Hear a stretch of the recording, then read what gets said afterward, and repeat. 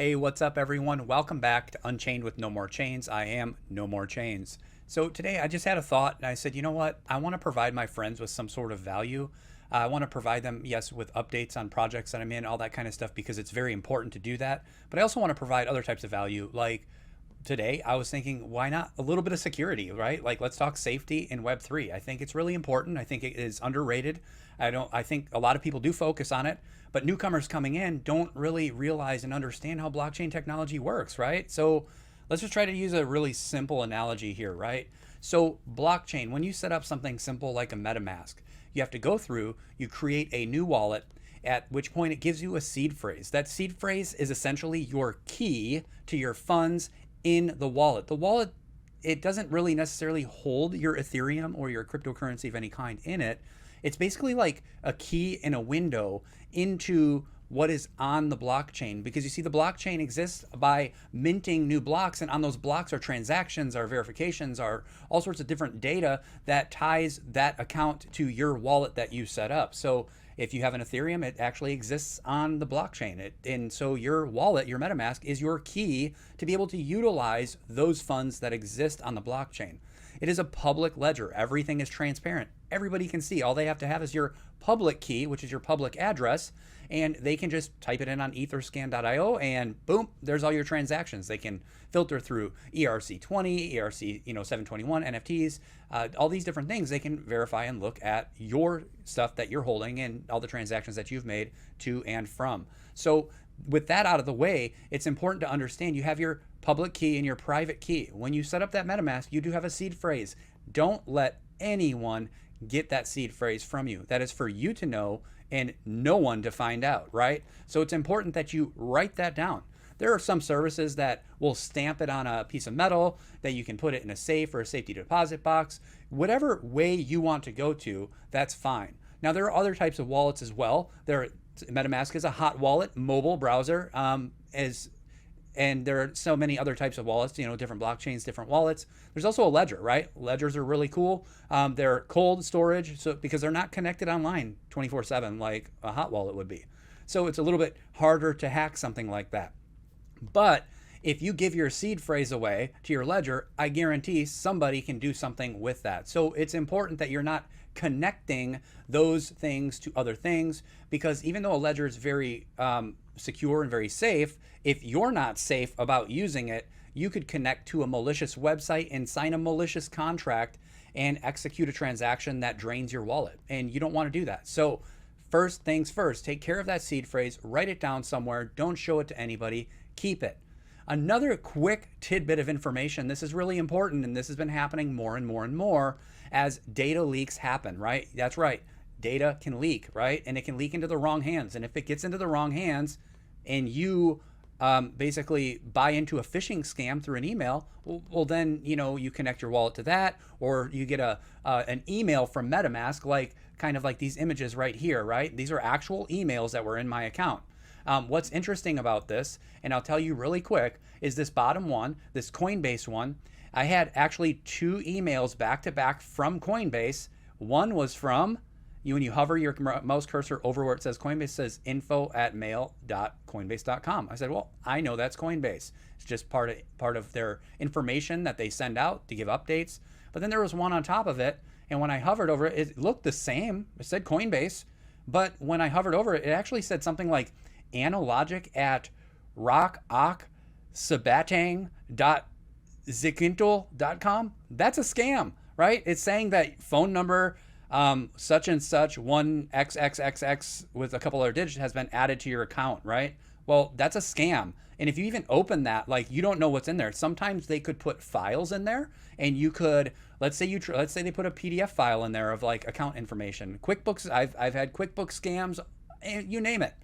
And so if with the PDF thing, if there's an attached file in it, something that you should know is that if, for instance, you get a file in a scam email and you don't know it's a scam email, then you go to open up that file, it may look like it says it's a PDF, but actually it's an executable file that could run in the background and steal your credentials for your wallets, your hot wallets. It could run amok on all your other financial accounts as well. And so be careful, be secure, be safe, especially in Web3. So with that out of the way, the next one I look at was this MetaMask email. Hey, important, your wallet is temporarily suspended. Well, if you're smart, you realize that when you set up your wallet, you never gave MetaMask your email, right? Newsflash, right? It's not MetaMask. So as I look at this and I scroll through this email, I'm going back up and it says MetaMask, just like you would think it would look, but it says team@metamask.io, and I was like, well, that actually looks legit. But here's the catcher: if you look really closely, it actually says MetaMask with an E instead of an A as mask. It's a scam. I guarantee it says, oh, your wallet is temporarily suspended. I guarantee it's going to be something to connect your wallet to, or it's something asking for your seed phrase. MetaMask, first of all, doesn't have your email address and won't ask for those things. Another scam that I don't have, I'd have to look back through months and months, but is OpenSea. Fake OpenSea scams, right? And so you'll get all sorts of them. I mean, QuickBooks, you name it, and most of them want you to connect your wallet to something. And also another thing, I know I'm getting into a lot of details and I don't want to overwhelm you, but Discord is riddled with scams as well, and you want to protect yourself, right? People come in with multiple accounts and they come in and drop links, and they'll hack servers, and they'll do all sorts of things to get you to feel that, hey, there's a quick reward if you click this link and connect your wallet, and it's a free mint, and you can get this and you can get that. But maliciously behind the scenes, because everything's connected and verified on the blockchain through your wallet, right? Because the funds aren't actually in your wallet, they're on the blockchain, which is not as important for this segment. But when you connect your wallet to something, you have to realize that you can connect your wallet to something, but if it actually pushes a transaction into your wallet and asks you to sign a transaction where you have to pay a gas fee, let's say you click on a scam link that gets dropped into Discord, all of a sudden you think it's the team doing a free mint. Oh, quick, rush, everybody hurry up and get this money, right? No team in the NFT space is going to do that. No team is going to DM you fake links. No team is going to do this at all. No surprise mints ever. There is no such thing as, there are free mints, but there's no free ride, right? No matter what. So what happens, right? You click the link, you connect your wallet, and then you say, oh, wow, this is a quick mint. You're trying to get on it before everybody else mints it out, right? Even though it's a scam. And then you click the sign transaction, you pay a gas fee. Well, what you just did on the back end is authorized someone else through a smart contract access to your funds. And so then we get people all the time that come in and say, well, man, my wallet's been drained. I don't know what happened. Well, if you're going to mint a project, use a burner wallet. I can say you can use a hot wallet. Just make sure that the device that you have is secure. A ledger, I've got ledgers, all right? Make sure that you're using those too as well. But it's all about security. It's about being smart. It's about understanding how these things work, and so that you can protect yourself against them. Another scam is somebody will come in and say, hey, I'll trade you this other deed, this cool cat, this alien friends. I'll trade you this for one of yours. And it's funny because they usually come into a project saying that they've got these high floor price projects and they want to trade it for your low floor price project. Well, what happens is they lure you into the DMs, they give you fake links, they offer to trade you something, but you got to send them to them first, and then boom, people get scammed again, right? Another scam in Discord, and this is really important you pay attention to this, is you could actually go into a real Discord that you didn't know that, or let me rephrase that. You could actually get invited into a Discord through a spam DM or whatever, and the first thing it wants you to do when you get into the Discord is connect to Collab.land. Collab.land is legit, but Collab.land will never charge you a transaction fee to connect your wallet. So if you find yourself in a situation where you're getting into a new Discord and it's asking you to verify your assets, the first thing you do that you get in, and while you're verifying that asset, you have to make sure that it takes you to the correct Collab.land. I'm not saying you shouldn't verify your assets. You should just verify the link that you're linking into, Collab.land. Sometimes fake ones can look very similar. But again, one thing that if you find yourself in one of these Discords, you get in there and then it asks you to verify your assets through Collab.land, and then that connection that you make with Collab.land asks you for a gas fee. It's a scam. Back out. Collab.land will never ask for gas for a transaction because it's just to sign a read only so that it can verify assets. So there are scam Collab.lands out there. There are so many different other scams where people could invite you into a server, and if you're not conscious and don't know the correct server link, you could get into a scam where they steal your Discord credentials as well, and because you have login cookies with Discord. And so Let's say I click on a fake Discord link and I go in, and sometimes it looks legit, and it asks you to scan a QR code or whatever it may be. Then you get in and boom, you lose access to your Discord, and then hackers use your account to run amok and DM your friends and do all sorts of stuff and drop fake links and do all these different things. Now, should you be scared?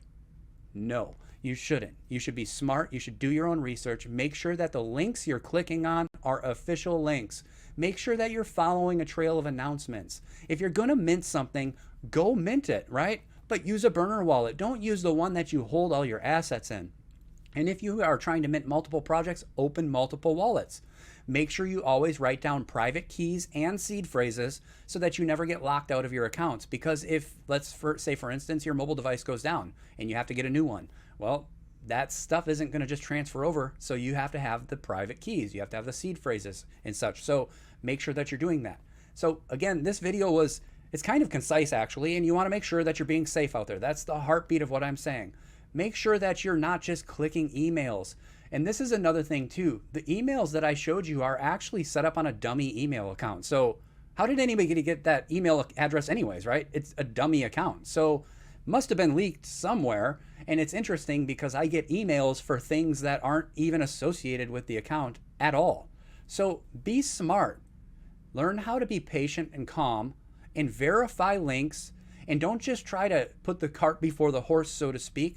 Learn how to verify links. Learn how to research official Twitter accounts, because you'll even have fake Twitter accounts for NFT projects and crypto projects. I get tagged all the time in my DMs. I get scam DMs all the time. I get these people will tag me on a fake airdrop because they want you to connect your wallet, because once you do, you go to get the airdrop and instead they get the airdrop of everything in your wallet. So always be careful. Don't jump the gun. I know we got to be quick in Web3, but be smart about it, right? I hope this has brought some sort of value to you. I hope that you learned something unique and new out of this. And as always, we just say, like, God bless you, right? Have a blessed day.